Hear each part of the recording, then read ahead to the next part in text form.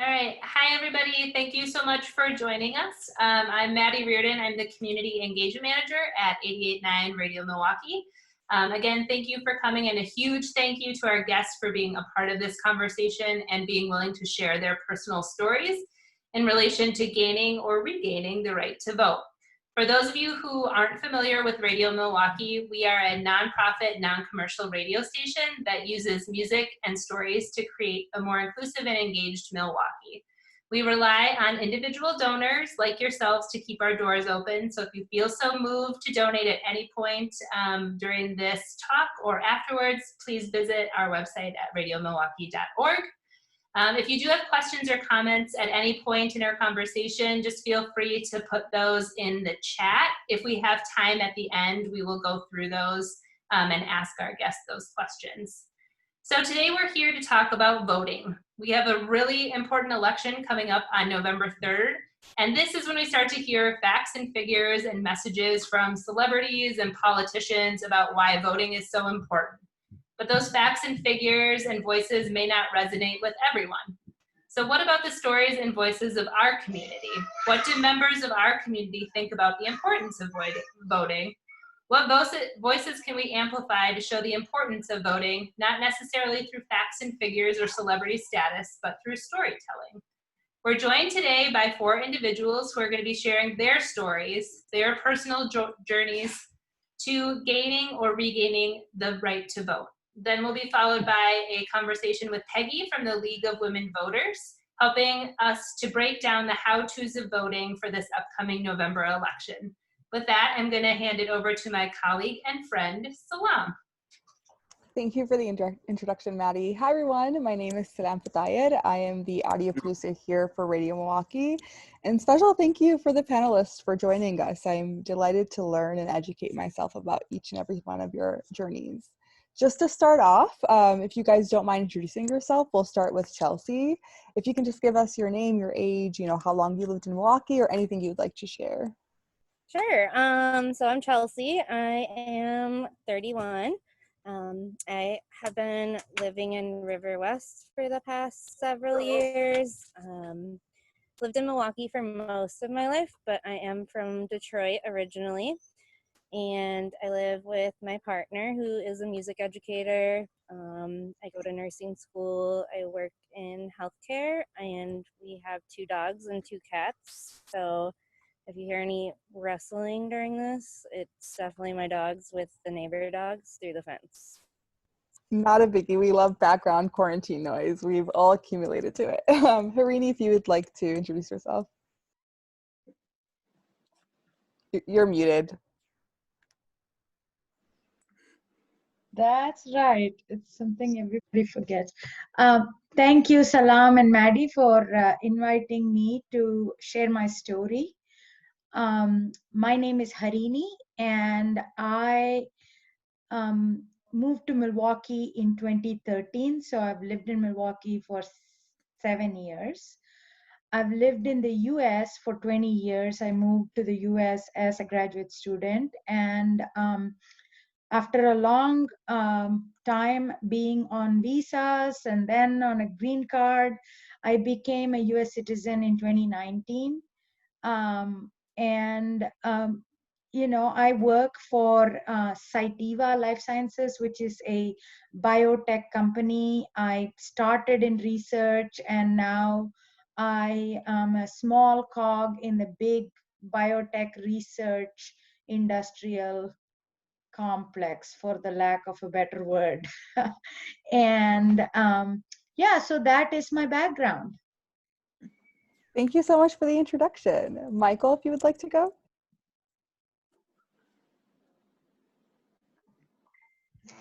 There we go. So my name is Michael Smith.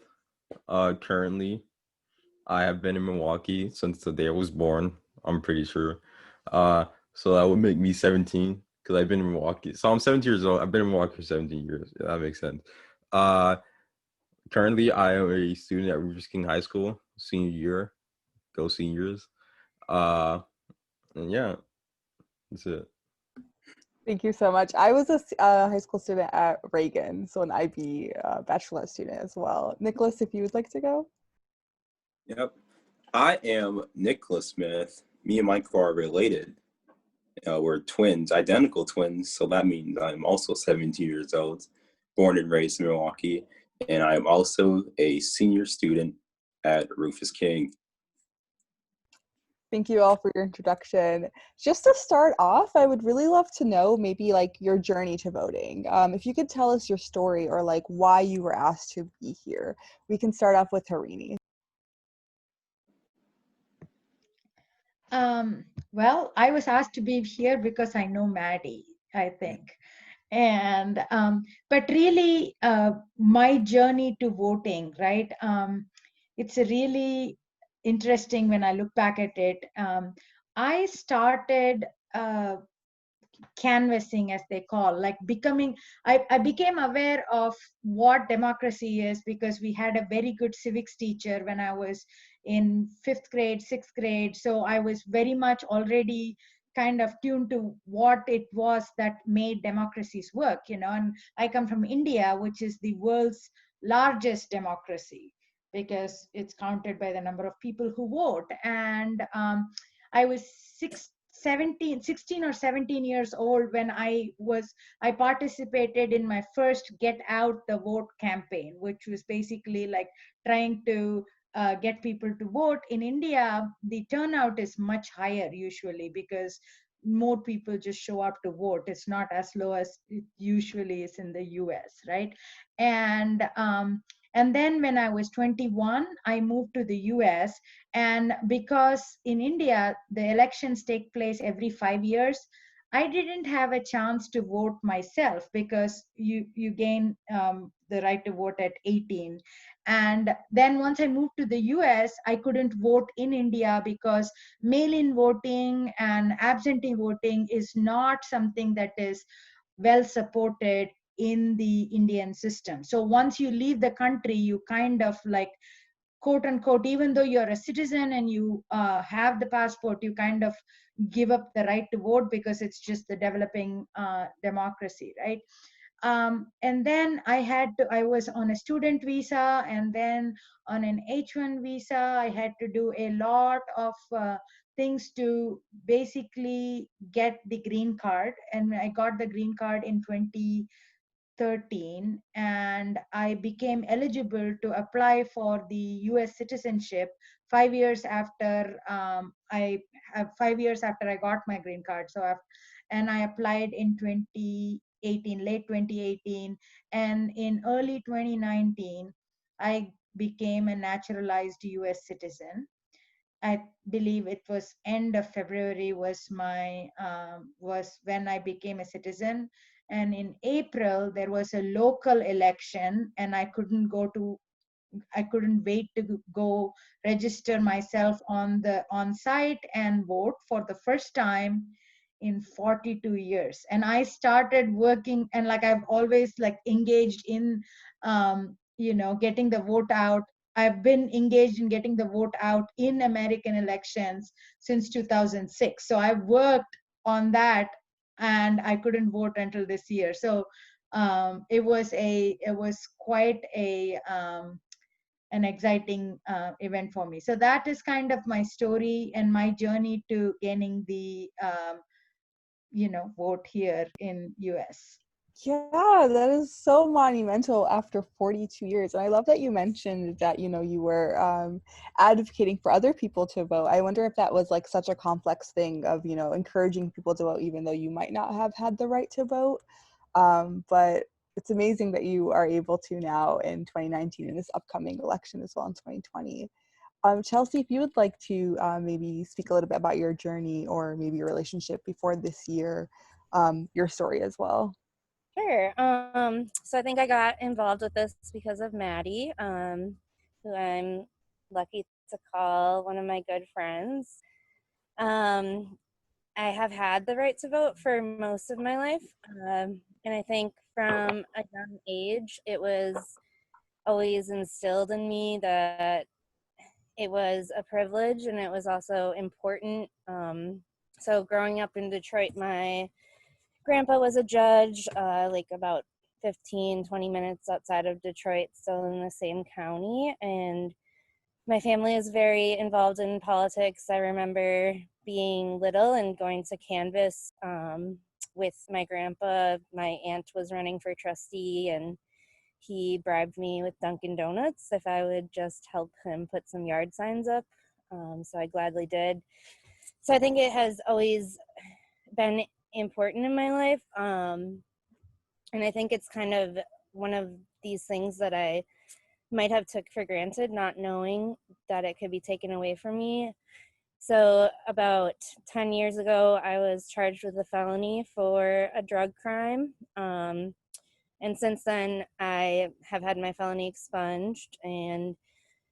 But that was a very lengthy, hard process. Our justice system has a lot of hoops to jump through. It is extremely expensive. I could have never done it without the support of my family, monetary support, just general support. So I didn't realize until I was charged with a felony and when I was on probation that I couldn't vote.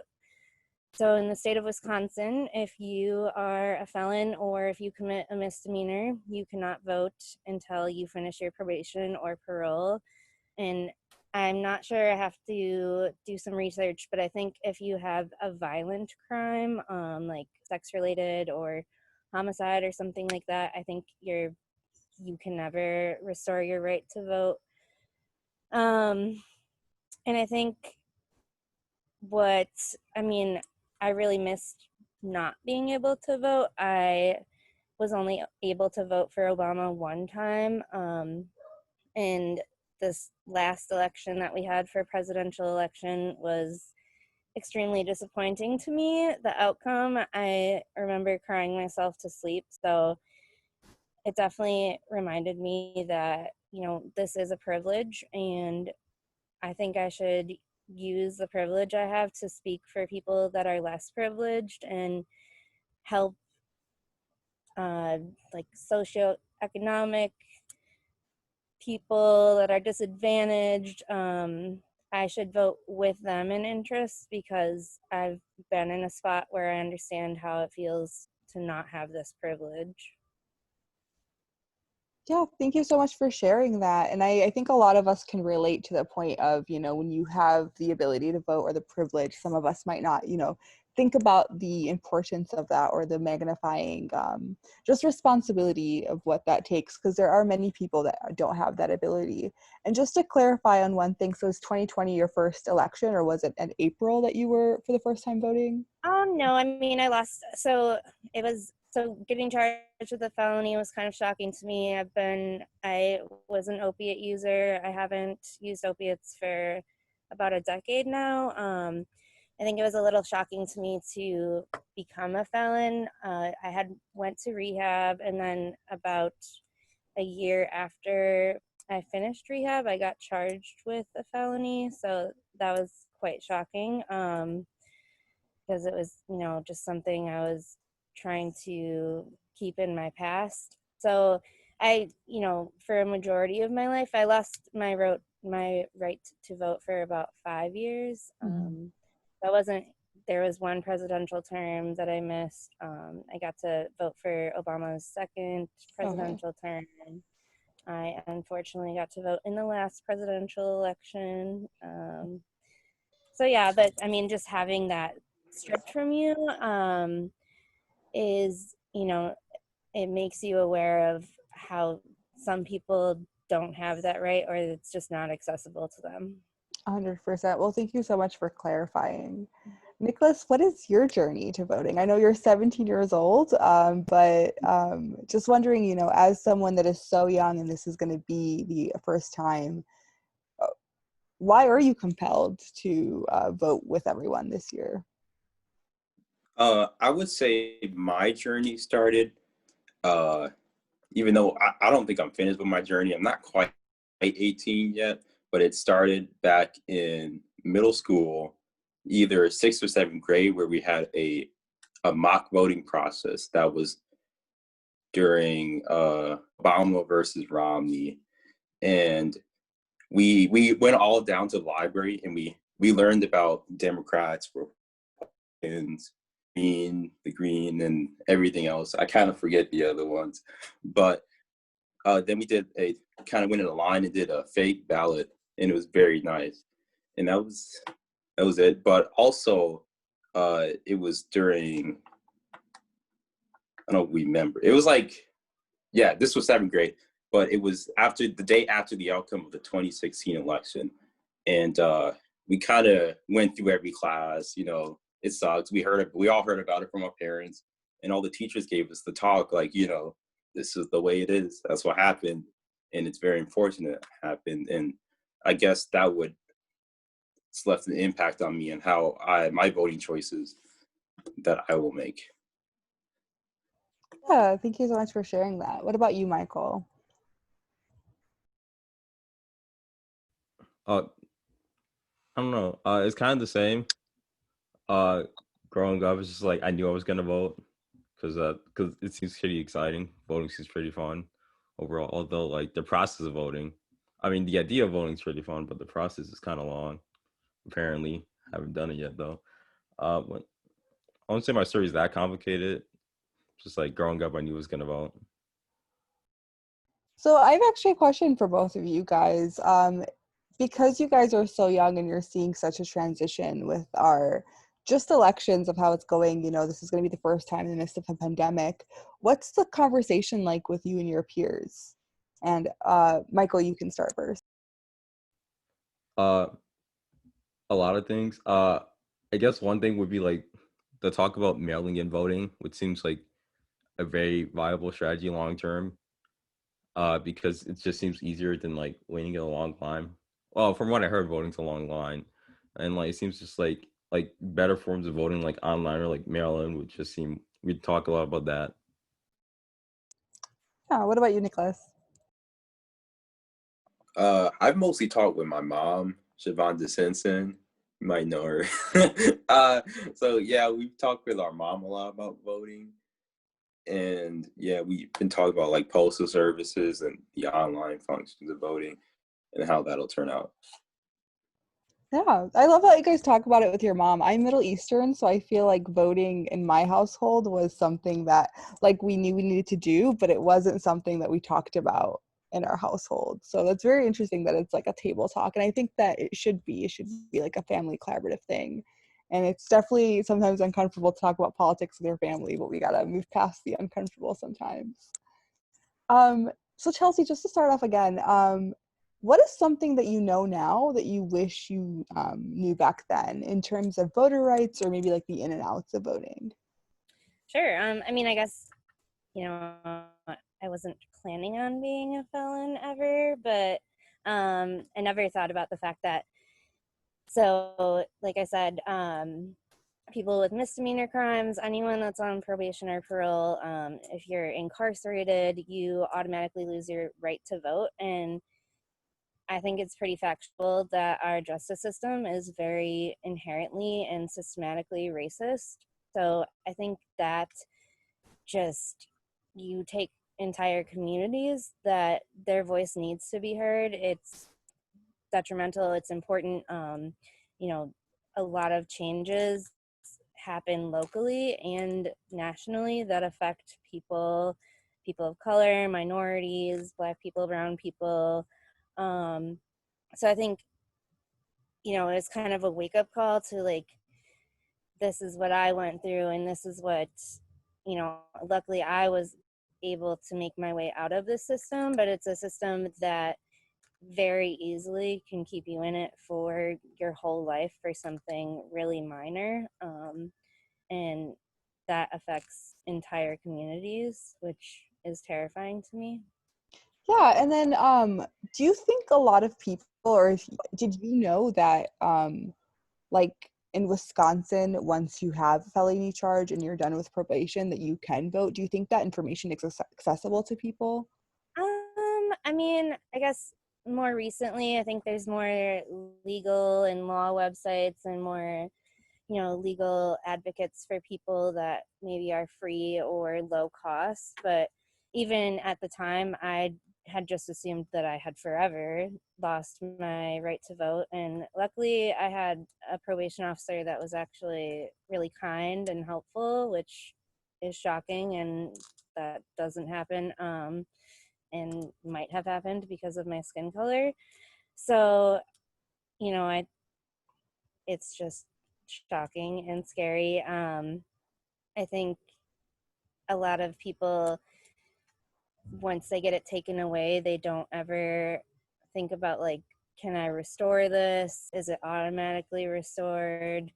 They kind of lose faith in our entire system, which is fair, and don't want to participate in it.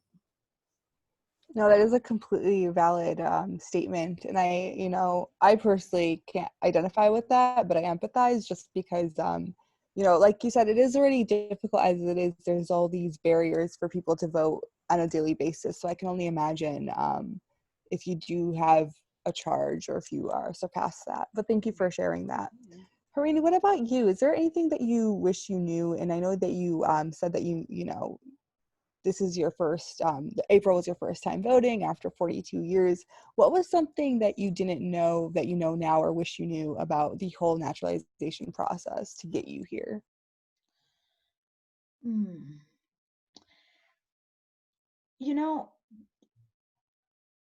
I wish I knew. I don't know. I'm kind of a know-it-all, so it's hard for me to not know something. Sorry. I'm No, it's um really I'm just one of those people that are I'm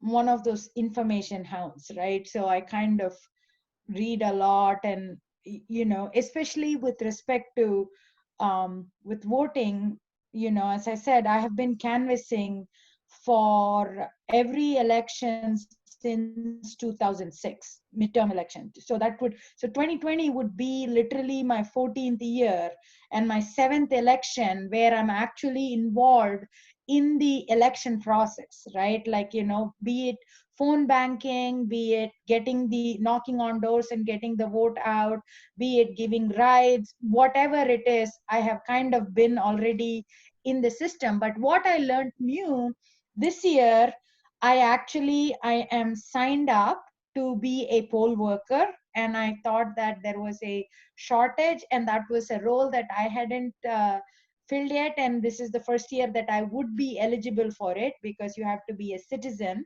to do that. And so I signed up to be a poll worker, and I worked the poll in just recently in August 11th, the primaries, because that would be kind of like a primer for the November election. And what I really found out, which I found both surprising and a little bit worrisome, is that there is so much confusion regarding which ID is okay to prove that you are eligible to vote, right? Like, especially location, like where you live, you cannot have insurance card as basically a evidence of as your location, or like a credit card statement, like it has to be a bank statement. Or so there are very specific rules. And I remember I had to turn away somebody because he came in at the last minute, and we tried everything we could, but we couldn't get him we didn't have the right ID to register him, even though Wisconsin has the on the spot registration, which is, I think, great. But the voter ID requirements make it so complex that I'm afraid that a lot of people are going to be turned around on November that really want to, engage with with elections and with voting, and they don't have the right thing. So that is what I learned new, and that I kind of worry about. Yeah, I completely agree that there's so much there's so many things that you have to bring. Like, I remember when I moved from my parents' house to my apartment in college, I remember I had to bring in like a bill just to show that my name and my address. And I didn't remember to do that until the day of, so I was like scrambling for a piece of paper. But hopefully when Peggy speaks, she'll help everyone understand the things that we need to do for photo IDs. And that's amazing that you're becoming a poll worker. I read from the Wisconsin Elections Commissions that there was about, I believe, 900 workers shortage statewide. So it's amazing to see you step up, and I've been hearing a lot of youth as well doing that. So that's really great to hear. Michael, I'm interested, because this is your first time, as well as Nicholas, that are going to vote this upcoming. Was there any information that was, essential or critical for you to learn in order for your journey to decide? And you don't have to, please don't get specific about like which politician and such, but just overall the voting process. What was essential for you to understand for the upcoming November election? Well, I guess the first part would be like I guess how to get a voting registration, because I didn't know how to do that before. So our mom took it to the DMV, and I mean it was pretty streamlined process. So I guess getting a voter registration was definitely something that I had to learn how to do. And it was pretty easy actually. Yeah. I think it's just getting to the DMV first. I think that's the complicated part, because I don't think anyone likes to go there. What about you, Nicholas? One thing I had to learn was policies, candidate policies, and definitely had to learn like all of the sides of each politician and what they're doing. Yeah, that's really important. I think a lot of the times, at least in my peer group, there's the main politicians, but not that many people know like the breakdown of each policy. And it's really important for everyone to understand what each candidate stands for and how they'll help not only you, but the groups around you, the minorities around you. So that takes a lot of time, but it makes up for in the long run. What about you, Chelsea? Is there any information that was essential or critical for you that you needed to get you to this part? I mean, I guess I kind of just grew up in a household where I wasn't like afraid to discuss politics. I think I'm probably the most outspoken and argumentative person in my family. I think I can be pretty hard to talk to because I'm pretty set in my political values. I think growing older as an adult, I used to work in reproductive healthcare for a few years, and now I work in corporate healthcare. So I mean, just the ways that I didn't realize how many ways voting affects, everyday life, from like things like food stamps, healthcare, transportation, accessibility, things like that. And I think I find it really frustrating, the lack of accessibility and the lack of resources that people have. So they don't understand what they need to vote. They don't know where they need to go. They don't have access to the internet, so they don't request an online ballot. They don't understand the process. They don't have a permanent address, so they are disqualified from voting, which is insane to me because you're still paying taxes. And homeless people, homeless veterans, you served our country, but you don't have the right to vote because you can't show proof of residence is crazy to me. I will try not to go off in a long tangent, but I guess in the future I would like to see more accessibility. I'm scared for this November with with like everything going on with COVID. I think some people are, I work with a lot of patients that don't leave their house unless it's an appointment that's essential to them, and they don't leave for anything else.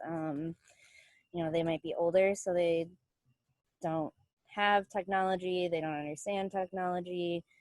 I find it interesting that we can file our taxes online and we can't vote online. Yeah, I think accessibility is such a really important topic that we need to discuss, because even just as simple as just the polling places for people that have mobility issues, if there's, if the polling place is in the basement, there's no ramp, or if the door is really heavy and you can't push it, those are all things that, play in factor of the day of that I sometimes take for granted. So thank you for bringing that up about accessibility for every single person. Harini, what about you? Was there anything essential that you are critical to you in your journey in voting?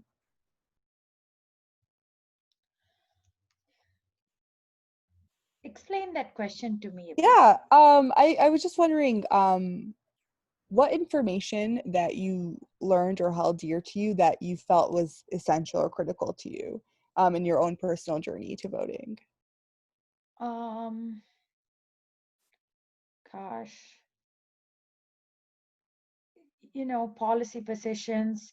One thing that I would, there is a lot of um, push towards, straight ticket voting or straight ballot voting that a lot of people promote, because it's just easy to say just vote down the Democratic ticket or Republican ticket, because what happens is then it takes the work out of whoever is voting, as Nicholas or Michael said, he to inform yourself of the positions, and and that's part of why an informed public is so important for democracy to function well, right? Like that's how it was created. Like the whole point of this American democracy is about, like, knowing what you're voting for by who you're voting for, right? Like, the representative democracy. So one of the things that I feel is often promoted these days, especially in hyperpartisan thing, is just do down ballot voting. Don't worry about who stands for what.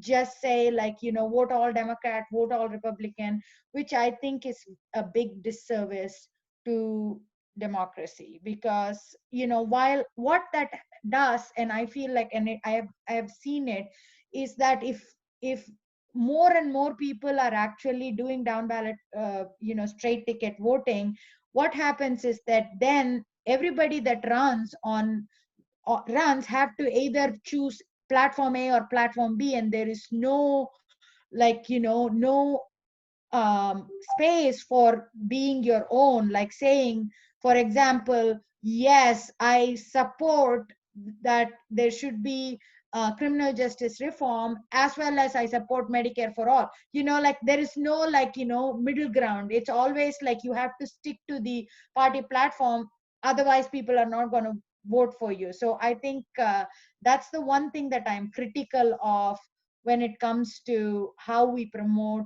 voting right now. So Yeah, completely. I completely get that point. I think a lot of us,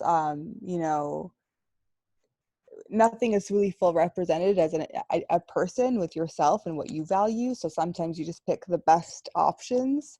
And then sometimes I also think about like the ads that are always running, and it's like becomes this big entertainment, and not that many people really do know, from at least from my perspective, of like what each politician stands for if you don't really reach out and educate yourself. So that is such a great point that you made.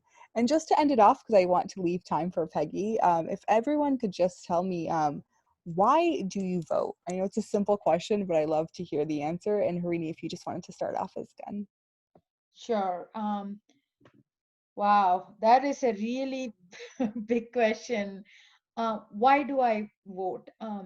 So I think representative democracy is one of the best forms of government that that I think we have come up with respect to, how political power is shared and how policies can affect big populations, right? Because here everybody has a voice. Everybody has a voice to make it heard, and say that this is the kind of people that we want, figuring out our policies that, which will affect many millions of people, right? And I think that for me is why I think it's important to vote. It's your voice.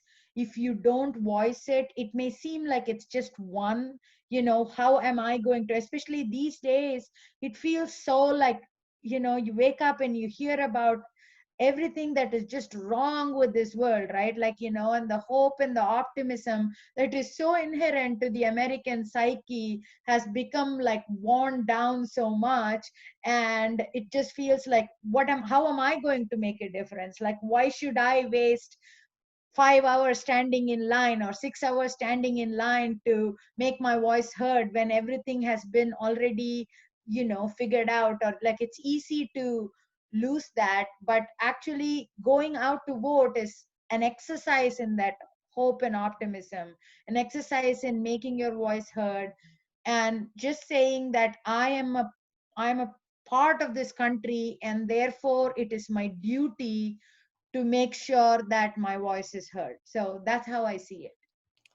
Beautifully said. Thank you for that. Nicholas, what about you? Why do you vote? I vote because it provides me a way to decide the future of the world that I live in.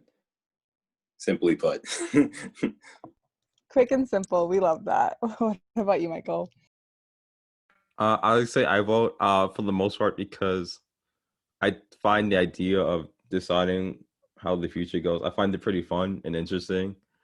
And like the culture around voting is also kind of interesting, like the memes and everything. But like as far as I know, voting seems kind of interesting and fun. Yeah, there's a lot of importance with being represented and being part of the conversation and having a seat at the table. That is a heavy value for sure. What about you, Chelsea? Well, speaking of memes, I found a meme the other day that was it wasn't like a funny meme, which I love, but it was basically just talking about using your voice as if, you had a best friend or a partner or a parent or a loved one that had a social disadvantage as far as race or sex or sexual orientation, and using your voice to vote for them. So I think for me, I am inherently privileged because of my skin color, and I want to vote to make a positive change for people that either can't vote because of lack of accessibility, they aren't naturalized citizens yet, maybe they never will get to be, maybe they lack of technology, lack of English speaking, they just don't understand. I also think being on the side of the justice system that I was and working in healthcare, I'm pretty disgusted by how both things function. I don't think they serve people well at all. And I think it's a weird thing to say, but nobody asks to be born. So I think the fact that, our voting so greatly impacts our healthcare is insane. You know, you didn't ask to be born. Nobody asked to get cancer. Nobody asked to break their ankle. The fact that people are in debt or potentially jailed for medical debt is insane to me. And I think I recently have kind of become pretty dismal. Like, I don't like any of my options, but I know that some of my options are better than others. I have an uncle who is from England, and he's lived here longer than I have been alive. And I've spent a ton of time with him. I love him dearly. And he just gained his right to vote, I want to say in 2018 or 19. And I know he was extremely, extremely excited about that. He sent me a picture. So that kind of, in the same thing of using your voice to be heard, I also want to do that. I'm fine. My life is fine. I'm going to be okay.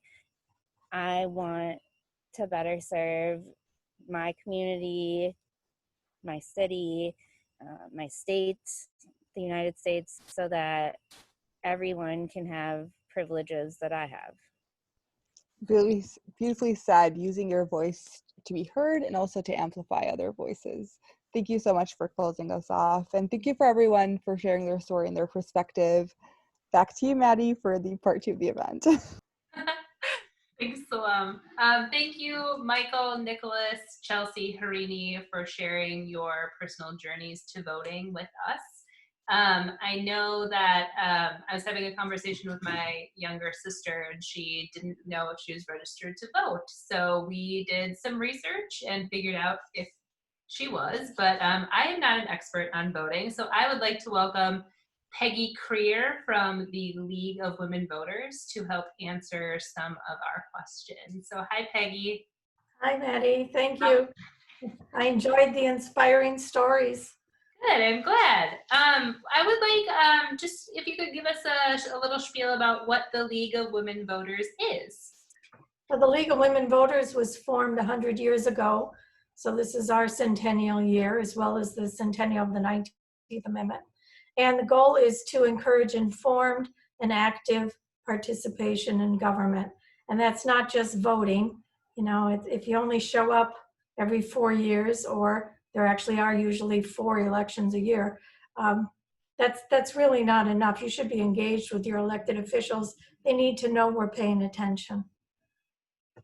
So we work on different issues, the issue advocacy, but of course most people know us for our voter registration and as a good source of unbiased information on elections and voting. Wonderful. Thank you so much. So like Nicholas and Michael were talking about getting registered to vote. How does a person register to vote in the state of Wisconsin? What kind of things do they need to have? Well, in Wisconsin, we've got a nice online voter registration system. Of course, you have to have access to, computer access to do it, but you can do that in any city library, and you can get help there too. So the important thing is when you're registering to vote, you need to prove where you live. When you vote on election day or beforehand, you need to prove who you are. So it's this proof of residency. And there are several ways to prove where you live, several documents that you can use. And the website I'm going to recommend over and over again is myvote.wi.gov. That's our state's online voter registration system. So if you don't have internet access, go to a library and use it there, or go to a friend who has it. And if you have a current and valid Wisconsin state issued driver's license or state ID, it's so easy. You can register to vote in just a few minutes online. If you don't have that documentation, it's a little more complicated, but you can still do it with the last 4 digits of your social security number. The important thing to remember this time around with this election, where we're expecting a very high turnout, and with the pandemic, we're expecting a huge number of absentee voting. The important thing is to start early. If you're not registered yet, do it now. The Wisconsin Election Commission is going to send a postcard to everyone, all eligible voters in the state who are not yet registered. That's coming out in early September, and the city of Milwaukee will send a postcard to all households to tell them how to get registered. So that's a big boost right there. But register now on that website, or if you don't have internet access, you can do it in person too at your municipal clerk's office. And then on that website, you can request your absentee ballot and do that early as well. Everything is early is what we're pushing. Wonderful. Thank you so much. So you said that you could request an absentee ballot online. Is that the only place that you can request an absentee ballot, or are there other ways to go about getting one of those? You can also do it through contacting your own municipal clerk. Online is, of course, the easiest. And again, you can do that at a library too, a city library as well. They're going to mail out the absentee ballots that have been requested in mid-September. And then they will keep mailing them out, as long as the requests come in. But like with the problems we're hearing about the postal services and the challenges there, much better to request the absentee ballot early. And if you want to be super safe about it, and this is what I would recommend, turn in the ballot to a ballot drop-off box at your municipal clerk's office, or they will be installed at all city libraries and at the election commission and at the early voting sites. And I don't know if you saw the news just today, I think it was announced at the Fiserv Forum. The Milwaukee Bucks are making that available as an early voting site. That won't start until October 20th though. State law has changed, so you can only do early voting 14 days before the election.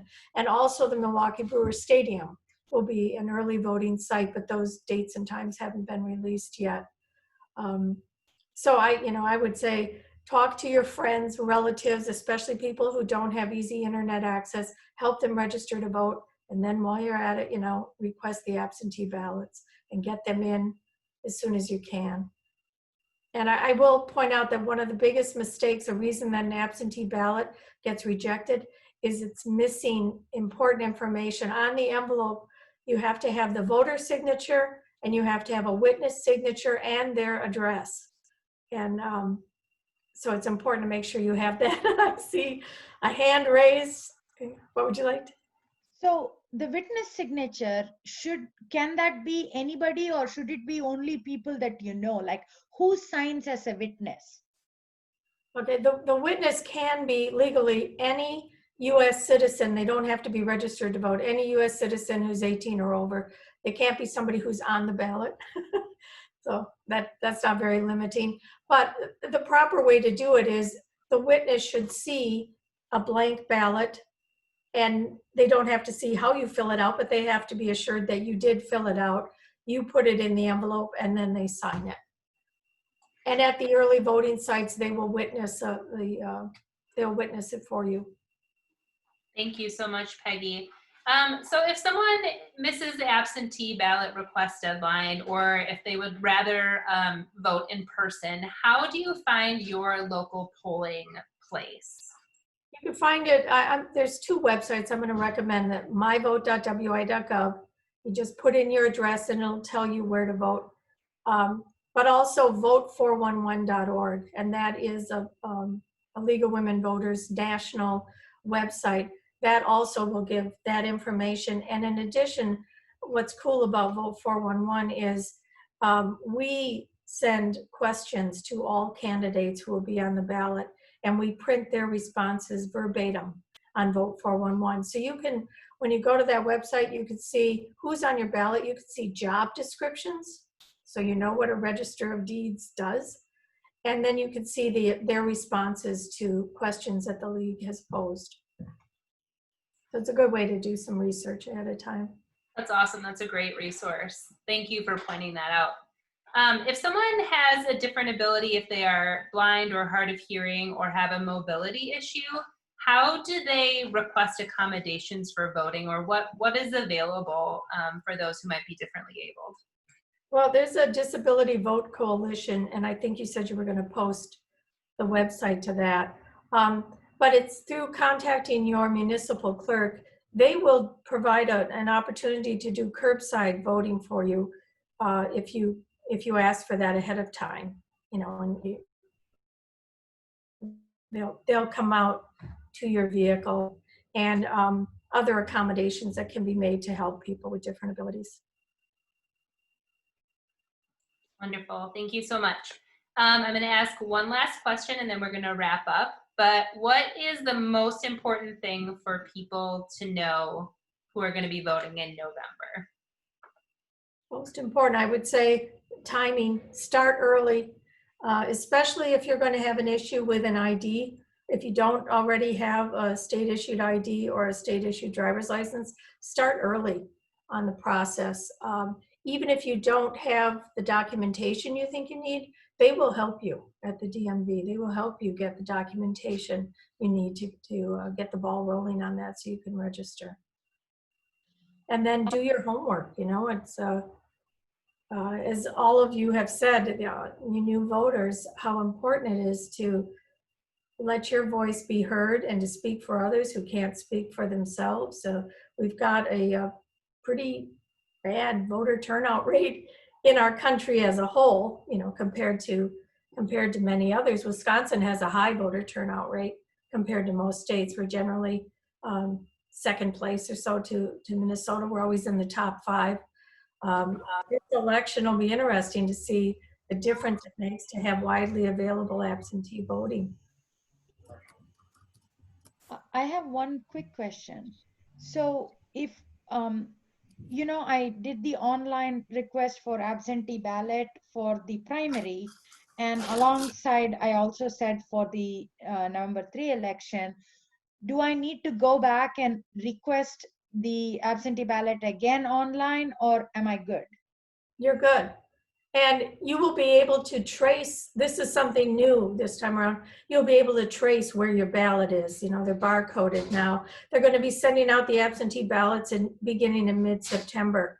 So if you haven't gotten it by, say, I don't know, September 25th or something like that, then look to make sure it was actually mailed to you. Thank you. Wonderful. Well, I do want to give you 3 minutes back of your evening because I know Zoom fatigue is a thing.